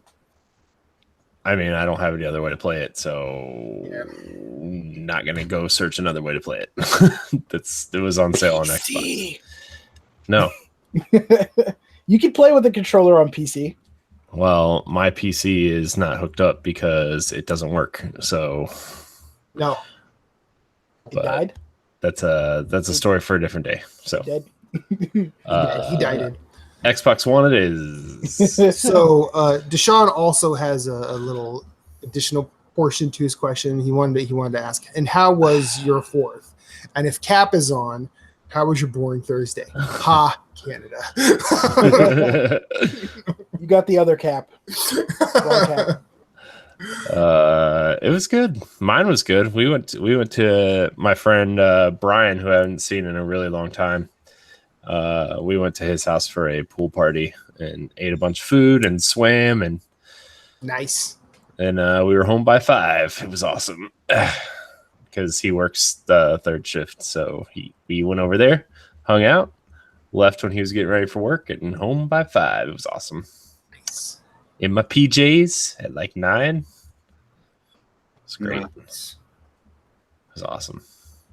I love when you do something and you're still home early enough, and then you just get in your PJs early and lay on the couch and finally. Hashtag dad life for Corey. What happened was, Matt, by the way, I finally got on that Giant Bomb Premium bandwagon, and I came home that day, and Sana and the baby went to bed, and I laid on the couch with my Switch, playing some Mario Maker, and watched some Mario Party. Oh yeah, Mario Party. Let me tell you, Mario Party is worth the $5 a month alone. It really is, because watching 3 people insanely hate themselves and one person just having a good old time. It's surprising how entertaining. Worth the price of admission. Surprising, like just watching Jeff, Brad, and whoever the 4th one is. A lot of time it was Drew. It's Drew, yeah. And watching those, you just go, what the. Why are we doing this? And then Dan is just like, yeah, Mario Party. It's so much fun. It's funny because in Mario Party, the 3rd one, they're like, they're playing and Dan gets screwed over. He's like, that's not fair. And then he lands on another spot and gets to steal stars. He's like, that's totally fair. It's totally fair. Yep. Everybody's just like, shut up. Nobody likes this game. Yep. I also started watching Metal Gear Scanlan too. Yeah, that's the only way I've liked Metal Gear. Yeah, I know. Metal Gear. Metal Gear. like, and actually, like watching that series actually made me want to play 2, just because I played 1, didn't like it, and never really went back. See, like I was watching 1, and I was like, man, this game is way different than I had. I've never played Metal Gear Solid 1, and I'm like my only like real kind of experience with it was through Twin Snakes on GameCube. Okay. And like I was watching the original, I'm like, man, this is not the game I thought it was at all. No, it's not. Yeah, It's like the GameCube one spoiled you. It's like a top down, like it's almost like those NES ones or the MSX ones or whatever, and it's just like top down and PlayStation graphics. I'm like, oh, this okay. I mean, you want to play a good one of those? It made Never me Stop Sneaking, because Never Stop Sneaking is really good. It made me really want to play Metal Gear Solid 1. Like it just looked interesting. It looked different than like, because like I mean I played a little bit of 2 and 3 and 5, and like I didn't really get into them, but 1's kind of like a totally different type of game, and I was like, man, I kind of am interested in playing 1. You got the interactive movie that was 4. I mean, at the time, 1 was just so different of a game. Yeah. Like I can recognize how important that game actually is. Yeah, like now I kind of see it too. Yeah, same with like Final Fantasy VII at the time. Like I could see how important those are, but it didn't mean that I enjoyed my engagement with them. Rip Wild Arms. Yeah. Yeah. So Moose, Ray, good fourths. Yeah. Went to my brother's house. He had a 4th of July party. Ate 2 cheeseburgers. Only 2? Burgers. Only Went 2? to the bosses, right to the wife's boss house for 4th of July in the evening. Ate a 3rd cheeseburger. Yeah, there we go. Questioned my question your life. level of intelligence doing that. And then I mean it was pretty good. We were home around 10:30, 11. We weren't home that early because we were watching. He was setting off fireworks himself. Okay. And had a good time. It was a lot of fun. Drank some good beer. But other than that, yeah, it's pretty cool. It's good. Ray? Mine was quiet because my older girls were with their mom, and Stacy was working she was working a 16-hour shift, I think. And then I was with Ryan, so it was just like quiet, just me and her just hanging out. We went outside because the marina here close by, they do fireworks there. I can step outside my front door and watch them from there. So yeah, but it was pretty good, just quiet. I was just kind of annoyed by people just setting off fireworks like I would get her asleep. And then, because babies, they usually wake up to almost anything. And then boom, and she's awake. And it was just like, you suck. Mother! I'm going to start calling Moose Wimpy. If you guys know the reference. Yeah, Popeye. Yeah. Popeye. I'm going to start calling him Wimpy. I will gladly pay you Tuesday for a burger today. For the 4th, for me, I didn't have to work, but I still have to stay up to maintain the sleep schedule. So that was where I basically redid my Mario Maker level, and I watched a lot of Parks and Rec while I did that. Nice. And man, that's a good show. That is a great show. I feel like it's a little underrated because of The Office. It's way better than The Office. I need to watch it. I mean, I've never watched in the grand scheme of things, people hold like The Office on this like pedestal. Which don't get me wrong, I like The Office. It's got some cringeworthy things, especially in that first season. Like, boy, I can't believe this aired. But Parks and Rec is just like Parks and Rec. Like, I mean, once Adam Scott and Rob Lowe show up. Oh gosh! Like from then on, like the series is gold. So it's like they get through their growing pains of the first season, and then when those two show up, like it just becomes straight gold. I love how Rob Lowe's character calls everybody by their first and last name. He's like, and Perkins, Leslie Knope, Ron Swanson. So good. The only thing I know about Parks and Rec is what I've seen on Facebook from memes and stuff like that. But other than that, that's about it. Oh my gosh! no. And then when Andy like lives in the hole outside of their house, Oh, house God. for like a couple months. Oh, So I was trying to write this song for Lil Sebastian's death, and I thought, what's 5,000 times better than a candle in the wind? 5,000 candles in the wind. That show is really good. it's so good. And then Captain Canada. Let's just talk about how boring his Thursday. No, I'm not going to. I mean, Canada Day was last week, right? That's kind of the same Canada thing. Canada Day was on Monday. They had a good time. They went for fireworks the same day we They recorded. swam in the maple syrup pool, and they went on the raging river with their Tim Horton trays. and they went on they went on a hike with some Mounties. Yeah. They found some elk. Yep. Yeah. Caribou. Yeah. They probably had some Klondike bars because I can't really think of anything else at this point. But whatever. They put on their red jackets and their Mountie hats. Yeah. Mm-hmm. Mm-hmm. In fact, pictured Phillips in one of those giant Mountie hats makes me happy. I know. It's amazing. Okay, our final question of the night. Ashley Davidson. I really enjoyed your indie show this morning, and it inspired me to write in again. What is one game, regardless of AAA or indie or somewhere in between, you think everyone should play?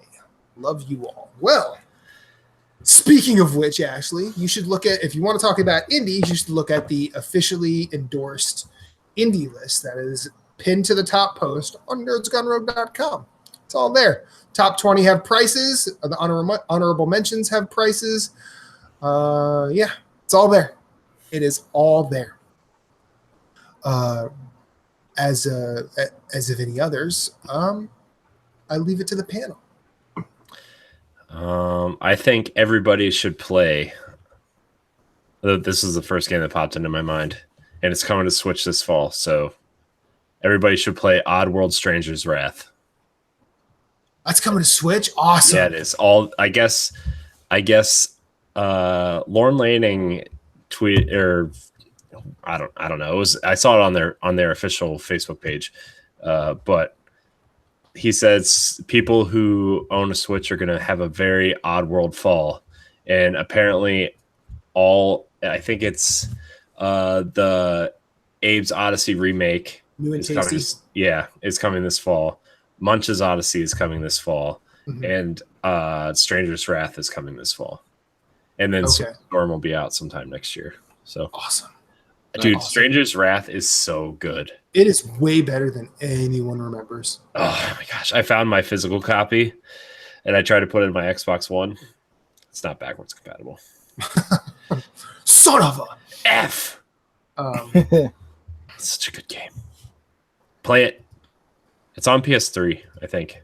Yeah. I don't know if it's on anything else. Go ahead, right. I would probably have to say like Ori and the Blind Forest is one. Like everyone should really play. Is one, but I take that back. Journey. Yeah. Everyone should play Journey. Journey's really good. That for the to Sean's question, I almost said Journey, but I said BioShock instead. Oh, you don't like Journey? Oh, I didn't really, because like I played it so long after the discussion. I played it when it came to PS4. I was like, it was fine. I feel the same way about Inside also. Like it's like I feel like Limbo is better than Inside, like way better than Inside. But fair. That's that's actually probably true because Inside to a degree is more Limbo. Yeah. Yeah, so it's like not new. It's not like a fresh take. Yeah, it wasn't the surprise. Yeah, that's what it was. Sorry, I didn't mean to derail the conversation. You're good. No, you didn't. That was good points. I, for myself, AAA, play some Bloodborne. Goddamn right, I'm gonna say. I'm gonna let Moose have this one because I know here I was probably gonna say it. Because then you'll just fall down that well of Soulsborne games. Mm-hmm. So you'll have those to play, which are nice, and those lead you down the path of Dark Souls, Mm-hmm. and Sekiro, and all of the games that are kind of like it, but like Neo, kind of, but not exactly like it. I need to play the Surge because Surge 2 is coming out, although I probably won't buy that until it's like on sale. But Same. I feel as AAA, like if we're talking current gen, I'm not AAA, but like indie, if we're talking like current gen, I really think you do need to play Ape Out. I need to get back to that game. I thoroughly enjoy that game. I don't think I like it as much as I thought I would, but I think it's because my expectations were too high for it when it came out. So I think now that I've got some time between it coming out and me last playing it, I think it'll be a little bit different. So Ape Out, you should play some Ape Out. Castle Crashers is phenomenal couch co-op, multiplayer, hack and slash fun. Can't wait for that to come out to Switch and PlayStation. Same. It's already out on Xbox, but that remastered version, now it's 60 frames per second. That version's what's coming to Switch and PS4. I feel like Hollow Knight is awesome. Like that game is so good. And then my last indie would have to be Axiom Verge. You have to play that game just because one dude designed the game, coded the game, and wrote the music for the game. Tom Happ is freaking awesome. So I can't wait to see what his next game is. He's already working on it, but that's going to be awesome. But I also did want to say Breath of the Wild. So pretty much most of it you could play on a Switch if you got one, but obviously not. But Breath of the Wild. So I thought for a while that Skyrim was still more near and dear to me than Breath of the Wild was, than Zelda was. And then I started playing Breath of the Wild over again. And I feel like if you play through the game and then have an understanding of it and start over again, it's not as bang your head against a wall as I feel it was the first time I played it. Because I feel like it's really open. You can pretty much go and do whatever you want. If you want to go and take on Ganon when you first wake up or whatever, you can. But I feel like, my second playthrough, I have a better direction than the first playthrough. And it is just amazing. It's awesome. It's awesome just running around and doing certain stuff. And the way that you can take out enemies is freaking cool. And the map is huge and the world is huge. And it's a lot of fun. It's an awesome game. But anyways, those are my must plays. Nice. I mean, for me, I definitely agree with Breath of the Wild. I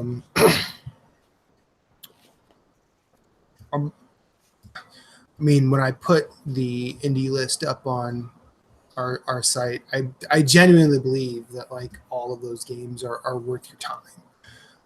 Even the ones that didn't make the 20, the honorable mentions, all of those games are worth your time. I think the one game that I would say people should play, and this is still very recent because I just finished it a couple weeks ago, is The Gardens Between. That's a great game.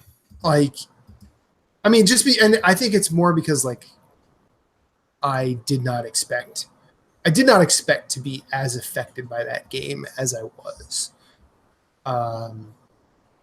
It's also it's an adorable little puzzler. It's not very long. You don't have to drop a crap ton of time into it. And it's really fun to watch everything happen.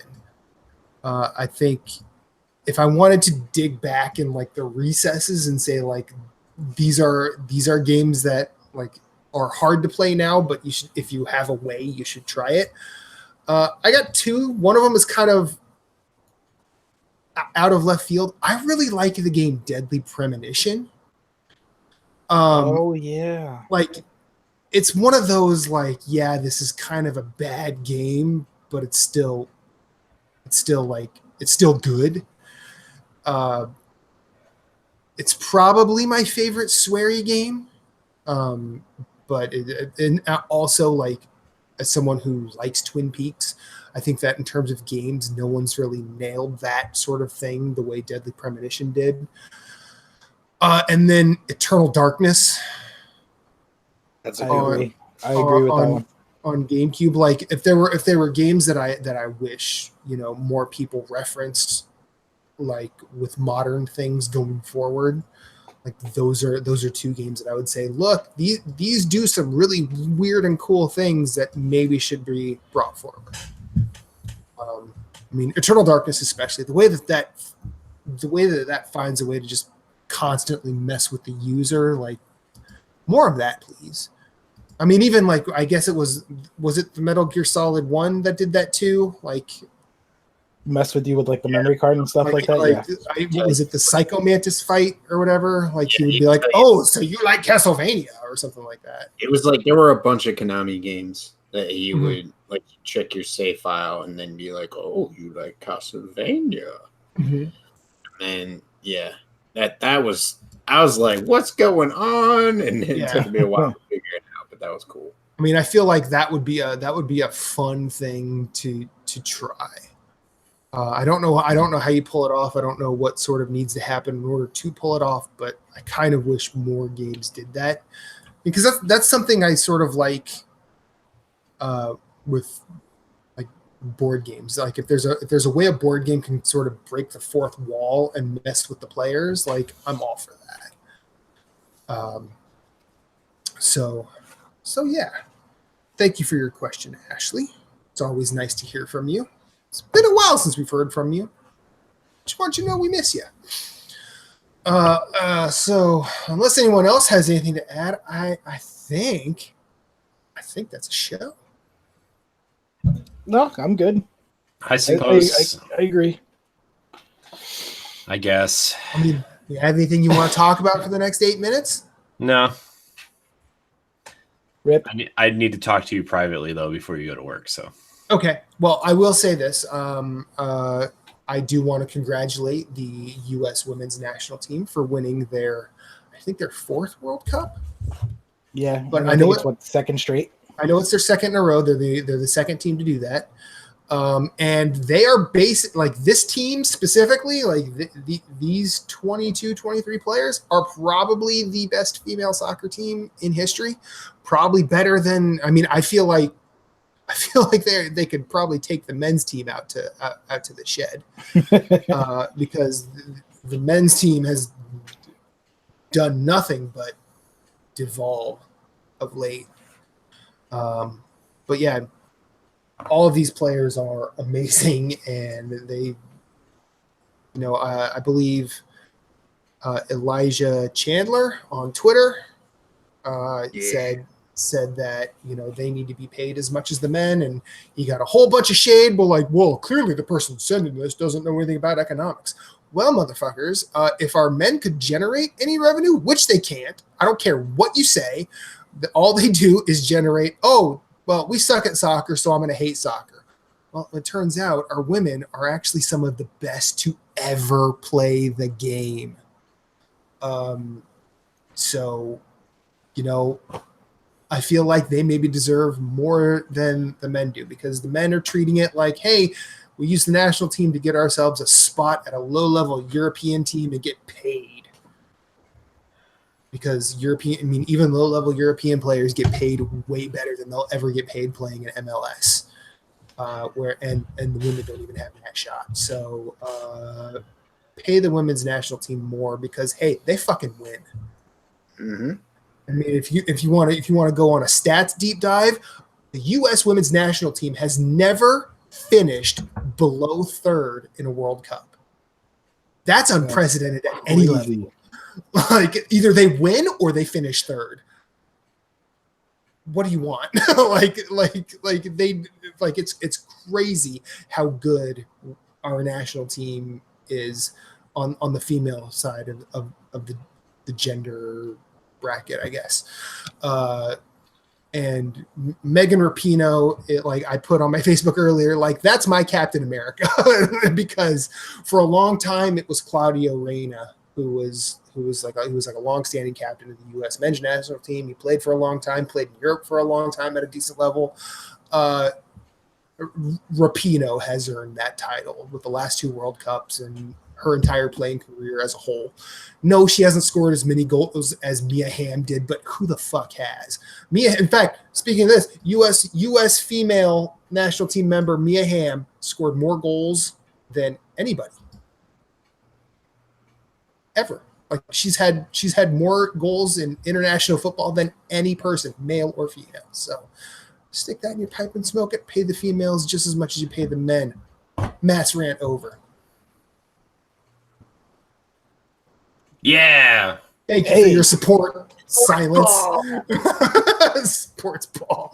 We were listening to you. We wanted to make sure we felt every word of it. U.S. women's national team is fucking good, man. I would actually say they're better than most male national teams. Not wrong.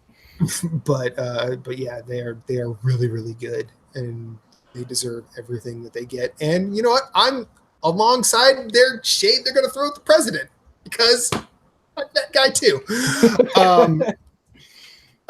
So I think we can call that a show. Mm-hmm. This has been episode 153 of Nerds Gone Rogue. Ray, before we get out of here, plug your shit. All right, guys. So I am the team leader of Phoenix Overdrive Extra Life. You can find us at facebook.com/Phoenix Overdrive. You can find our community at, I think it's facebook.com/groups/PO Nation. You can find us there. There's all kinds of awesome things happening with Extra Life, especially integration with Facebook for fundraising, making our lives a lot easier there. We actually do have a couple announcements for some raffles, so stay tuned there to get involved if you're interested. They're definitely gaming related, which I know a lot of people are always fans of. Yes. You can find me on Twitter and Instagram and Twitch, YouTube as El Capitan Plays. So that's the Spanish or French spelling. So Capitan, Capita. It's French too. Okay, all right. So, but most people, because I find that a lot of people like saying it. I am a variety streamer there, and I kind of stream a little bit of everything, whatever I'm feeling, kind of thing. Mario Maker 2 is coming down the pipeline, as well as Fire Emblem 3 Houses. I know Corey is very hyped for that. I'm hyped too, so definitely very, very, very hyped for that. But other than that, make sure you support Extra Life. If you have more questions, you can always find me Twitter, Facebook, wherever you can find me. Send me messages, questions, comments, concerns, feedback, anything you want to send me, because we're always looking for more people to get involved.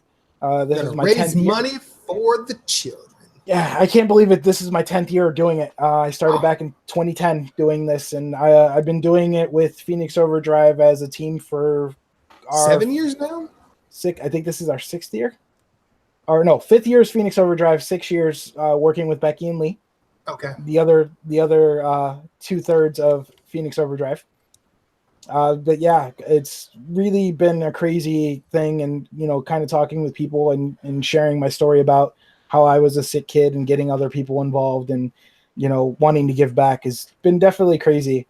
It's been a crazy ride so far, and I'm just looking forward to seeing what more we can do to break records, bring more awareness to it, and just do awesome things. Cool. Moose, where do we find you?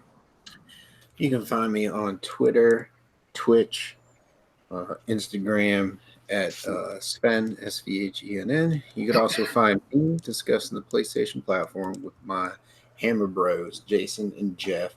We usually go live Tuesday nights at 9 p.m. Eastern Standard Time. The show goes live Thursday mornings on the YouTubes and the podcast service of your choice.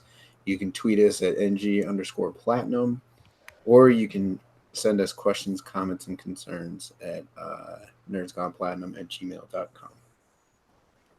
Yeah. My name is Matthew Keel. Oh, go ahead. I was just saying, yeah. Oh, okay. And that's an A.